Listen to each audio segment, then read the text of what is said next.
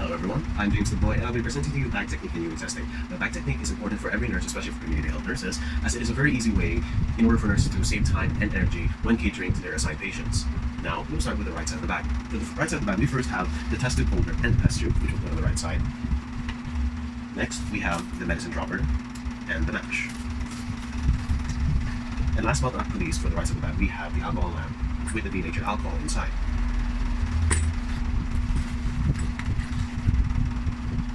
Now we move on to the left side of the bag. For the first left side of the bag, we have here the medicine glass, along with the suction ball, which you put on the left side of the glass. Next, we have the baby spring pads, or the help with weighing anything, and cord clamps, if there's need for clamping.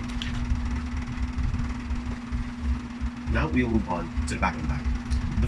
And the back of the bag is usually the kind of solution that you use. The first one we have would be the betadine solution, which we'll put first. Next, we will have the 70% denatured alcohol. Third would be the hydrogen peroxide. Fourth would be the Lysol solution. Fifth would be the spirit of ammonia. And last but not least, betadine solution.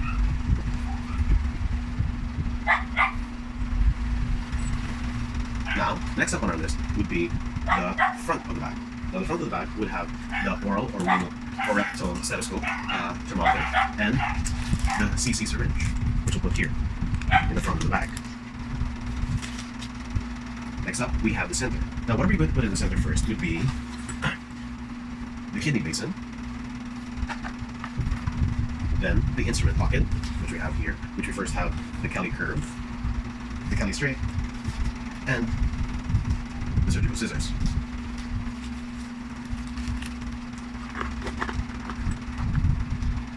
Next up, we have the cotton bags, the cotton bulbs, along with the cotton applicator inside here, which we'll put next. Then we have the hand towel for medical hand washing. Next up, we have the soap dish with the soap inside. Then we'll have the apron. Last but not least, for the side of the bag, we have the sterile gauze. Now we move on to the top pouch of the bag, which is this one. First up, we'll have the sterile gloves. Then we'll have the sterile French catheters.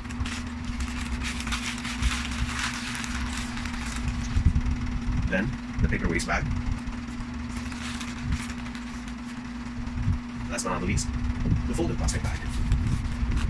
Now what we're going to do next is that we're going to seal this part first before sealing the other part. And before we fully close this, we are going to have the plastic linings. First up, we have the first paper lining for here. Then plastic lining, the next another paper lining cover.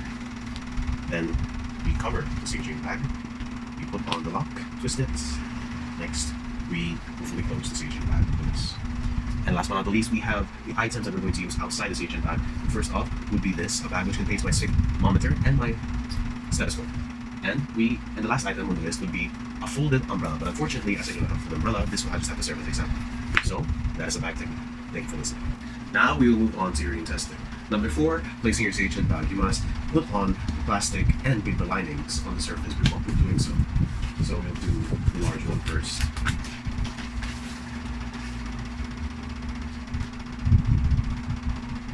Then the plastic lining, another cover. Then, before placing the staging bag, fold the staging bag's handles under, just like this, in order to make sure that nothing else will be touched.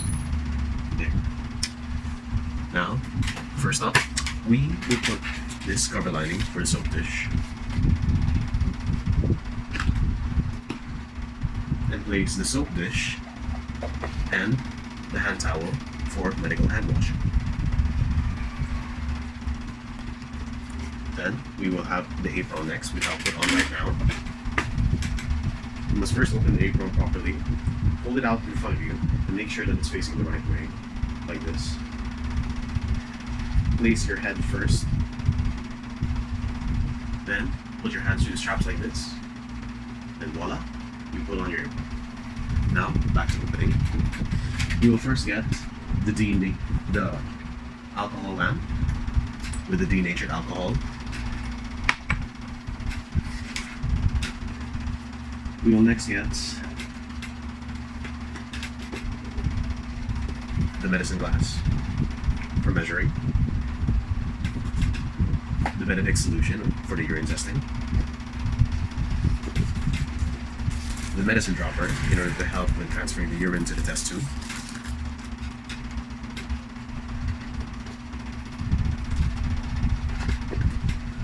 the match for lighting the lamp. Then we will have the paper waste bag for any other waste that we may encounter in use, such as the open match,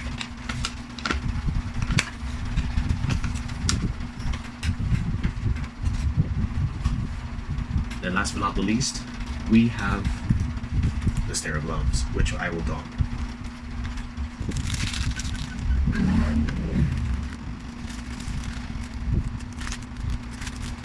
Now, after putting on the gloves, we will now move on to the next part, which is the urine testing itself. First, we have the urine sample, which I've gathered from one of my relatives. First up, we will start with the Benedict solution, which we'll pour on the test tube and the test tube holder, which I have around here. Now, after finishing putting on the gloves, we can now move on to the urine testing itself. First up, we will have the test tube holder along with the Benedict solution with the medicine glass.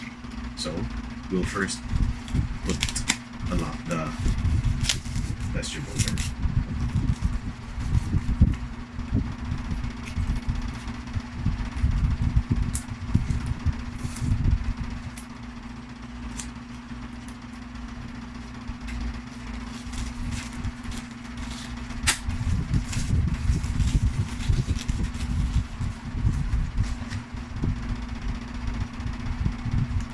Insert the test tube into the test tube holder, and there you go.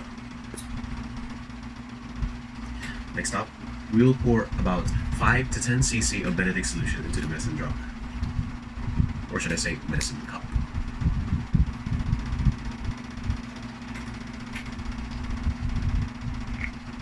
And be very careful when pouring. Only about 5 to 10 cc of Benedict solution will be needed.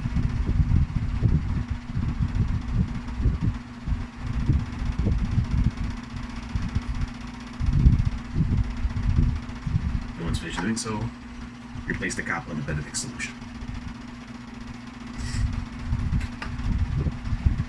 First, we will prepare the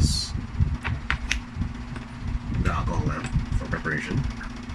Let us light the lamp first.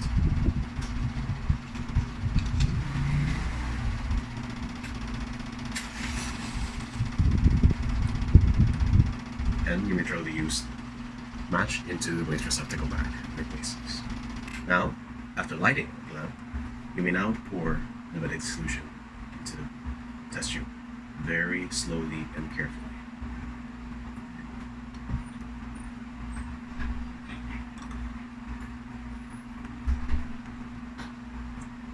As you can see, I have now poured the Benedict solution. Next, we must pour at least 8 to 10 drops of the urine sample, which is in this cup, into the test tube.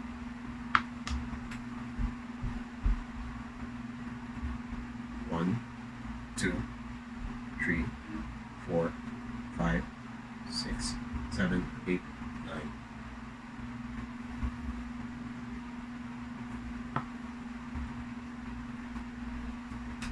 Now, it is to be remembered that a blue precipitate means that there is no sugar in the urine of the patient, but if there is red precipitate, that means there is sugar in the urine of the patient. Now, I'm going to be holding this at 75 degrees over the flame and wait for about 5 to 10 minutes and wait for the precipitate to either appear blue or red.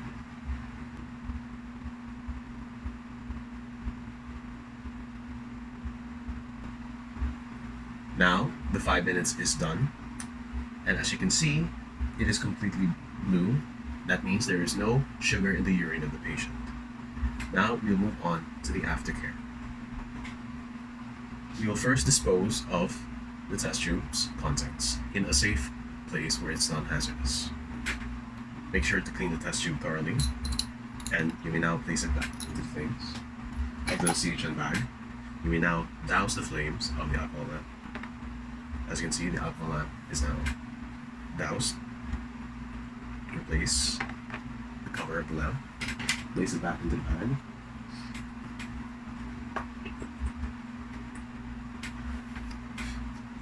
The medicine glass along with the medicine dropper. The match. The hand towel. The soap dish. And last but not least, the solutions themselves. And the soap dish. Close the bag.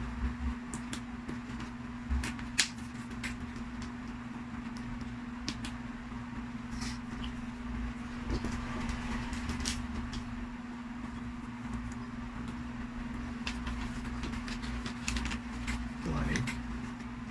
And after closing the part of the bag, you may now write down whatever findings you found into the soapy. Then you may continue to put everything else back, throw away the waste in the waste receptacle bag, dispose of the urine sample properly, and inform the patient of the results. Thank you for listening. This is James.